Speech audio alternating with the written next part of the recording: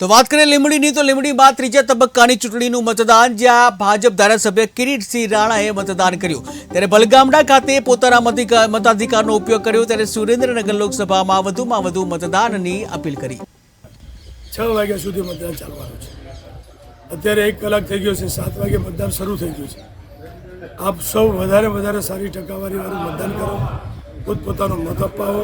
હું તમામને અપીલ કરું છું, આ વિસ્તારના ધારાસભ્ય તરીકે, નાગરિક તરીકે પણ અપીલ કરું છું કે આપનો કિંમતી અને પવિત્ર વોટ આપ દેવા અવશ્ય આવો એ મારું નમ્ર વિનંતી। ગુજરાતમાં 26માંથી 26 આવવાની છે, ઉપરાંત 400 પાર એટલે કે કેન્દ્રમાં પણ, કેન્દ્રની સરકારમાં પણ માન્ય નરેન્દ્રભાઈ મોદી સાહેબે જે રીતે એમને વિકાસના કાર્યો કર્યા છે, એમને વિશ્વાસ છે કે મારી પ્રજા એનું કામ કર્યું છે એવી અનેક ગરીબ કલ્યાણ યોજનાઓ લાવીને, ગેરંટી આપીને, ગેરંટીવાળી યોજનાઓ પણ આજે અમલમાં મૂકી છે એટલે લોકો ખૂબ ઉત્સાહભેર મોદી સાહેબને વડાપ્રધાન ત્રીજી વાર બેસાડવા માટે તરગણી રહ્યા છે।